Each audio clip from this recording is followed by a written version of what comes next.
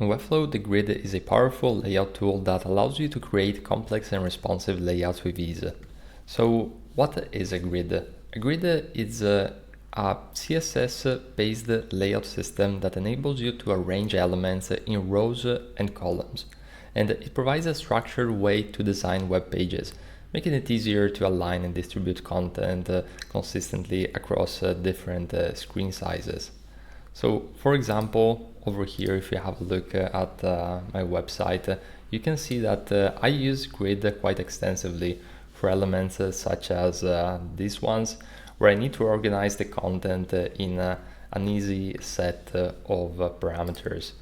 I also using grids for elements like this, where we have 2 rows instead of just one, and pretty much for everything that needs organization which is structured in a way that is going to also be easy to adjust when we're working on the responsive side of things. So grids are incredibly useful for those reasons. And now we're going to go ahead and create a grid. So I'm going to simply add a grid below this section. And what we're gonna do is we're going to open up the elements panel, and we're going to drag and drop a div block. So as you can see, we now have a div block, and there isn't really the grid element in and of itself. So we're going to need some sort of container in order to change the display property to grid. Now, the moment that we click on grid, you can see that some things have changed. Now we have these 4 squares and everything is contained within these blue dotted lines. That means that we successfully created a grid. Now in order to adjust this grid, we can click on Edit Grid, and you're going to notice that we're going to have these elements that appear.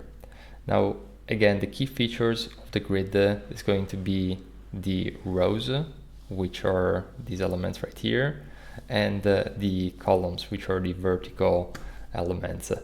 And on top of that, there is the tracks. Now these are the rows and columns within the grid, and you can define the number of tracks and their sizes, and also the gaps. So the space between rows and columns, which we can easily adjust by simply clicking and moving them, and the same is true for the gaps between the columns. And on top of that, there is what is commonly referred to as the grid area, named areas that span across multiple grid cells, allowing you to create more complex layouts. So at this point, you might be wondering, okay, that's great, but how do we actually create the grid? Or how can we add elements? So in order to add elements is very easy. So we're going to add a heading within this grid. And as you can see, we now have the heading. We can, if we duplicate this element right here, you can see how the grid automatically adds the elements from top to right and top to bottom.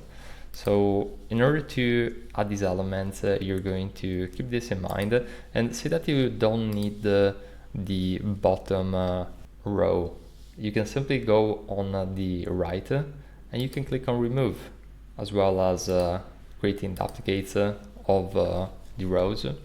And on top of that, you can also reorganize the layout of this grid, so you can change how large or how narrow a column is going to look like. And the units that are being used is the FR, which is a fractional unit. So you can see that by default it's probably going to be around 1 FR, but you can adjust it. You can also change the autofit. So there is one note which is quite important, and that is that the autofit can't be enabled when there are auto, flexible, min-max, and min-max auto, or other autofit columns on rows. So this is something that you want to keep in mind. And you can also decide the minimum and the maximum sizes. For the very most part, I usually refer to default, but min-max is going to be useful in case that you're needing some specific responsive adjustments and consideration to your element within the site.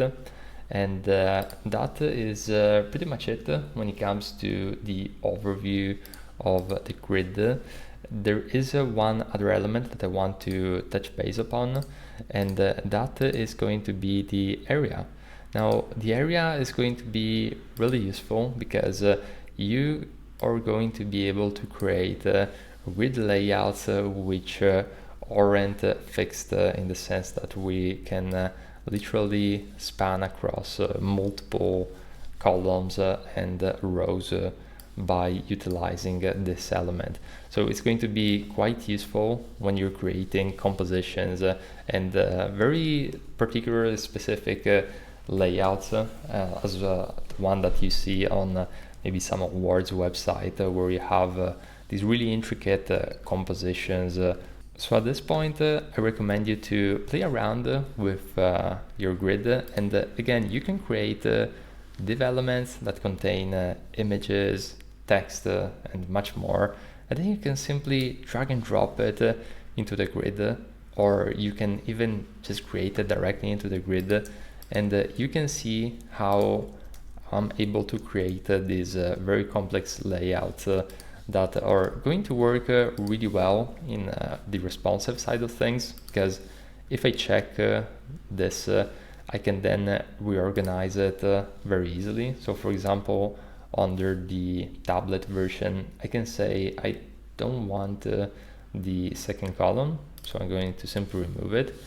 And you can see how this is going to essentially make the grid work well. And if I go back, you can notice that in the desktop version, that same column is still applicable. So this is going to be really useful and extremely fast. I can tell you from first-hand experience, editing and adjusting these settings for responsiveness in an easy and fast way.